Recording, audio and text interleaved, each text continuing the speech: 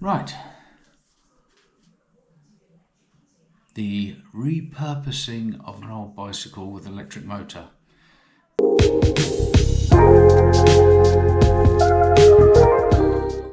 This one has sort of been on my mind to do for a little while.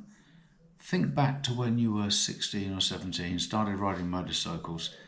How much did you sort of crave that excitement, the freedom, etc., etc.?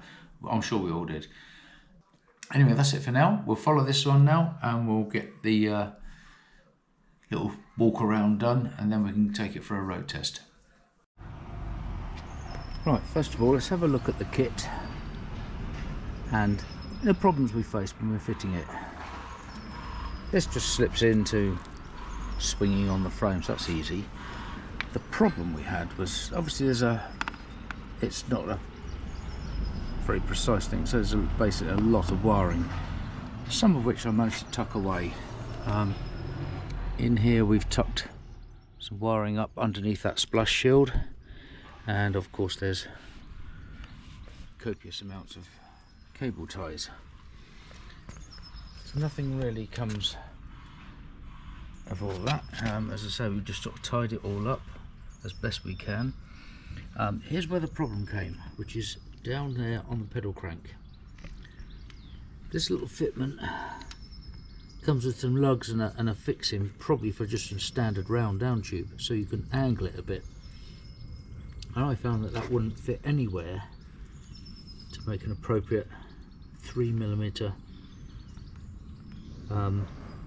gapped, but it did. If I had to cut the back off of this piece, cut the back off it with the two little lugs on it, cut those lugs off, and then I've cable tied it on, and I've managed to get it sort of dare I say, perfect. That was that problem solved. And I found when I fitted the front wheel, which by the way I have yet to change the front tyre, it all slotted in, and even a test ride went fine, but I detected something amiss. And what it turns out I detected was that when you still, there's an element of flex when you touch the brake on the disc. Well, that's just the pad moving over. Not exactly a sliding caliper, but anyway, there was just not enough gap, so I slipped a copper, you may just be able to see a copper washer in there. I slipped a copper washer in there to give me just another millimetre of space. Now there is on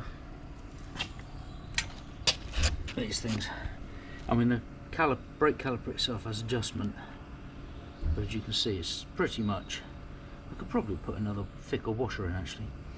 It does say on the instructions you can slip the washer on the end in to make it a little bit, to space it across, but my initial test ride, which was just a test ride around the block, proved that the caliper was rubbing, the disc itself got warm. Other than that, it's just a case of it's a little bit, I won't say Heath Robinson, it is what it is, to fit the kit. So what did I find when I rode it? Well, I was intrigued, because what I couldn't work out was how it would deliver the power in terms of its speed. So if I were pedaling slowly at 5 miles an hour, would it instantly bang in a sort of 15 mile an hour speed, which to a degree it does, but it's only an assistance. So what I found was, for instance, I took it down a steep hill and back again, and it initially, I thought, oh, this isn't very good. And then I realised it was actually assisting me. On the flat, sort of sits there at 15 miles an hour with relative ease. I've yet to do a bigger test ride, simply because I have to change that front tyre because it's got a great big split in it, fit to give up at any moment. But yeah, and the other thing I found a bit, the disc this disc thing, it's a bit, again, a bit sort of, you put it on, you think, well, is that it? It's a little bit, I say Heath Robinson, I don't want to, I just didn't quite get the sort of, and you can't ever get it to, you know, one minute it's touching, next minute it's sort of, so I think I've sort of get it as pretty much touching all the way around, or damn near touching, but that's it. So they say it's easy to fit. Yes, for me it was. I don't think it would always be considered easy to fit. So this bike's got this rather large down tube. Had it have been normal tubed, the little sensor would have fitted on no problem at all. So there's a little adjustment bracket which literally you can set. So that wasn't an issue.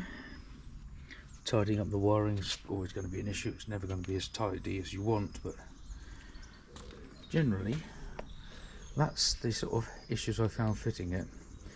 That's repurposed the bike, and next we'll take it out for a little test ride and see how we get on. In order to do 15 miles an hour on this bike, you have to be pedalling pretty damn hard. So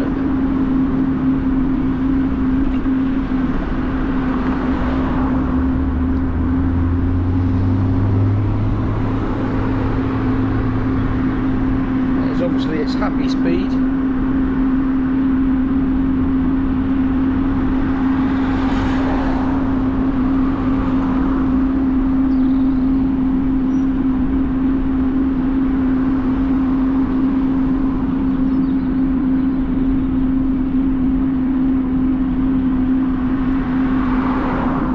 As I said, I've got one very sore leg, so there's a very slight incline coming up,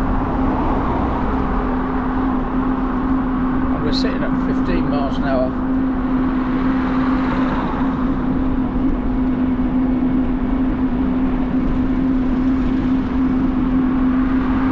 Which I think, as I say, is its happy speed.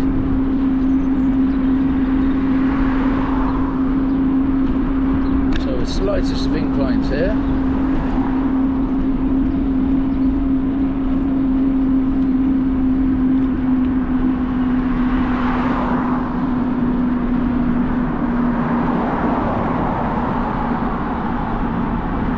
The speed drop is noticeable.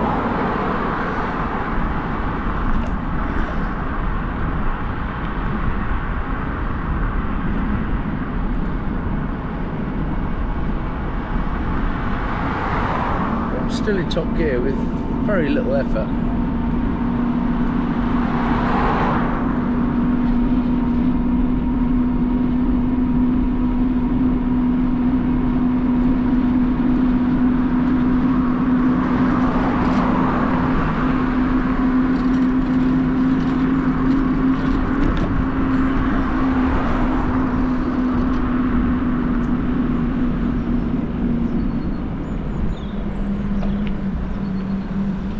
What is noticeable, as soon as one stops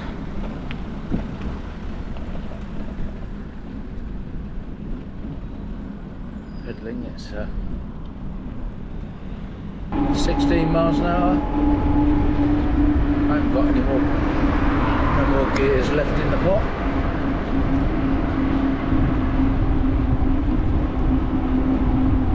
So yes, 15 miles an hour.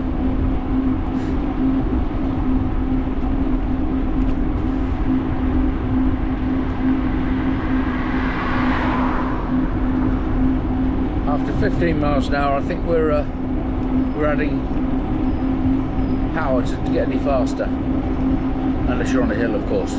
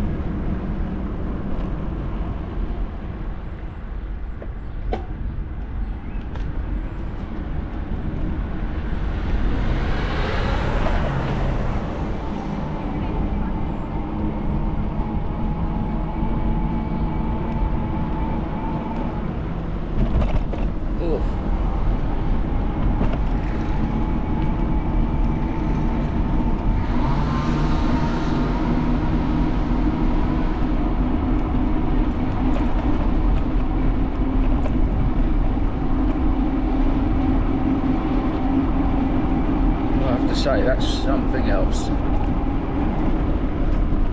moment you stop pedalling, you realise how fast a boat's going, because it feels like the brake's gone on.